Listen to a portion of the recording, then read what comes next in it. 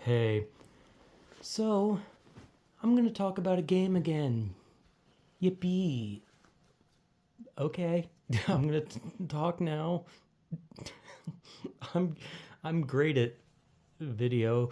Anyway, I'm gonna talk about a game that I technically beat a while ago.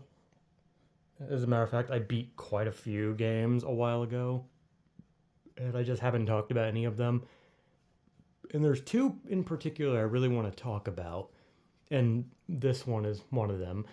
So I'm going to talk about a game called Lost Ruins. I'm pretty sure it was called Lost Ruins. Like I said, I beat it a while ago, maybe like a month ago or something like that. And I have the memory of a goldfish, so I'm assuming, if I'm remembering correctly, it was called Lost Ruins. Lost Ruins is a Metroidvania game, which, for those who don't know, is a combination of Metroid and Castlevania because yeah. I, I mean, yeah, but like a Metroidvania is a game where you run around a map. It's usually a side scroller. There are some 3D Metroidvanias, but it's usually like a side scroller game. And there's usually like a big ass map. You run around. There's bosses everywhere. There's monsters everywhere. There's items that can help you progress.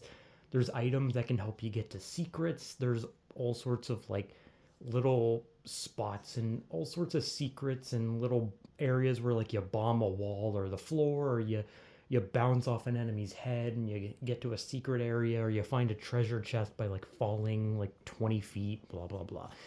Metroidvanias are basically just giant maps. Figure it the fuck out. It's literally just figure it out yourself. Like, just here you are. You're in this place. It's huge. You want to find all the secrets? Figure it the fuck out. Just figure it out. Do it yourself. Which I don't have a problem with those. I suck at Metroidvanias solely because I'm impatient. And usually, if I can't figure out how to get to something after like maybe like 30 minutes of trying, I will just immediately get frustrated because I have the temper of a fucking child. But I'm not good at Metroidvanias, so it's kind of weird that I even fucking played the game. But of course, it drew me in because the cover and the I looked at the trailer for it, and it was a cutesy character running around a dungeon with uh, technically cutesy bosses. it's it's a waifu Metroidvania, except I think the game is Korean. Maybe, I don't know. I don't know. I didn't look too much into it. I just saw it and I looked at the trailer and I was like, this kind of looks cool. And I played it, and it was a lot of fun. It was a really good game, and I did everything. I got all the secrets. I went everywhere. The only thing I didn't do was get like the true ending, cuz the true ending requires you to like beat it, but then you have to play it again on the hardest difficulty, and then you have to like beat it or do something specific and then beat it on the hardest difficulty or whatever. I wasn't going to do that. That's a lot. That is a lot. Like, I struggled with like the easier difficulty. I don't even want to imagine the harder one. I'm going to be honest. Like I said, I suck at Metroidvanias. I'm impatient. I run ahead too much. I don't which is weird because I play any other game, I become like a fucking detective. I can find every little nook and cranny, every little like fucking lint-sized piece of treasure. I'll find it. But when I play a Metroidvania, I become a complete fucking idiot. I just turn into a fucking Neanderthal and I run ahead like I don't see anything. I don't see anything. Ooh, a monster. I'm gonna smack it to death, and then I smack it to death. Or more likely, I die because I suck at Metroidvanias. But I did die a lot. That's kind of the point of Metroidvanias. You die a lot. You live and learn, you die and learn, and then you go back to like a little checkpoint. Usually, Metroidvanias have like a little like respawn area that you run by, you activate it, and then you go ahead, you get killed by something, you go back to that. It's like a save. except there was like an actual save, or you saved on a computer, but then there was like a stone that like healed you or respawned you if you died. I don't fucking know, dude. Point is, it's a Metroidvania. You jump around. Your character is cute. The bosses are cute. Hell, one of the first bosses is a slime girl. You know, just the internet's interest in slime girls. I mean, hey, whatever, man. If you like your girl clear and slimy, then hell yeah, brother. Not only do I not judge, but I might be in that boat as well, possibly, maybe, possibly. Anyway, the first one is literally a slime boss, and she's like fucking, she just towers over you, and her big slime tits are jiggling. And also, for some reason, some bosses, when you beat them, you get their underwear, which is really good. That is fantastic game design. I love it. I love that you beat the boss and you take their fucking underwear, and for some reason that underwear does something. I love it. It's stupid. And the game is pretty just weird. Like nothing makes sense. How you meet like these zombie girls that are just like these basic zombie enemies that you meet throughout the game, and they're like big like K-pop fans, and you have to get them their body pillow of like a K-pop star, and that's a side mission. You for some reason have to help these zombie girls get a body pillow of their favorite K-pop singer or whatever, and it's weird, but it's funny. It is funny. Also, for some reason, there's like a lot of bathrooms in the Metroidvania.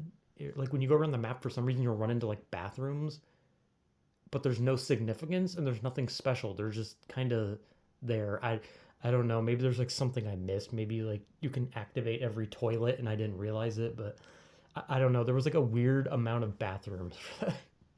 Just weird, just weird. But yeah, the game is weird. Bosses are weird. Jiggly slime tits, spider archers, ghost Grim Reaper women, or I guess she was technically magic.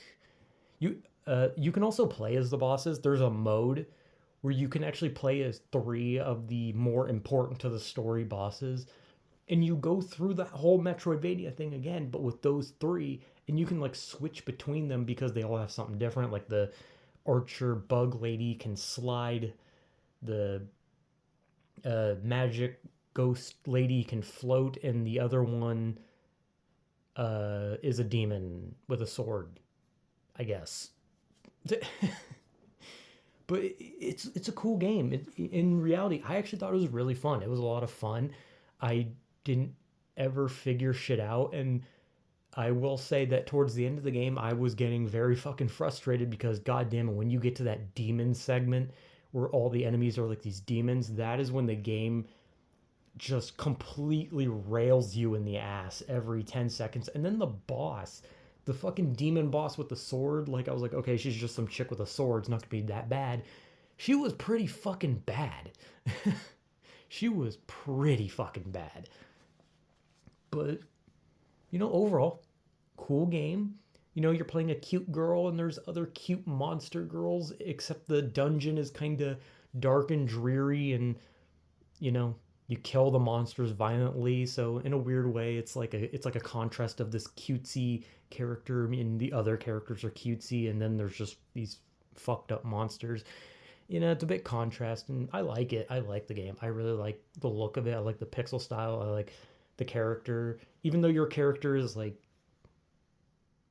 the ending was like your character's like a creation, and then you find out the end that they were just like making multiple of you, and you were like put to a test, and you were just like you were created, and this was like your test and shit. Spoiler for the ending, blah blah blah. But it's a cool game. I think it's a really cool game. It's just waifu Metroidvania, and I sucked at it, but I eventually beat it. And I didn't beat the one where you can play as the bosses. I did start it, but I never beat it, and that was like a month ago. And I don't really know if I want to go back to it because I'd be in the middle of playing it and I don't remember the buttons, and I'd probably just die repeatedly. But overall, it is a very, very fun game. It's very interesting, very weird. Weird enemies, weird bosses, sometimes sexy bosses. You get underwear, you get weird clothes. Also, there is a Skyrim Easter egg. Well, it's not really an Easter egg. It's kind of just in your face.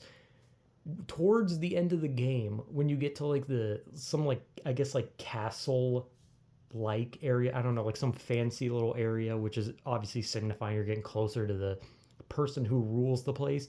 There was a lizard maid, like a lizard woman in a maid dress, and her name was Lusty. And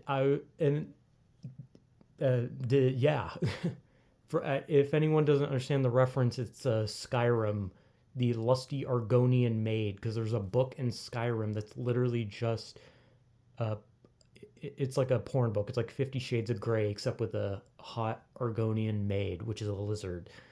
So yeah, there was a Skyrim reference, and you help her and you get a maid dress. Except from what I remember, the maid dress was actually not useful at all. Anyway, whatever. It was a cool game. I liked it. Uh, yeah, I don't really know what else I can say. It's a Metroidvania, and you can get underwear, and your character's cute, and all the characters are cute. So you know what? Pretty neat. I give it 5 striped underwears out of 6. I'm dying. Yeah.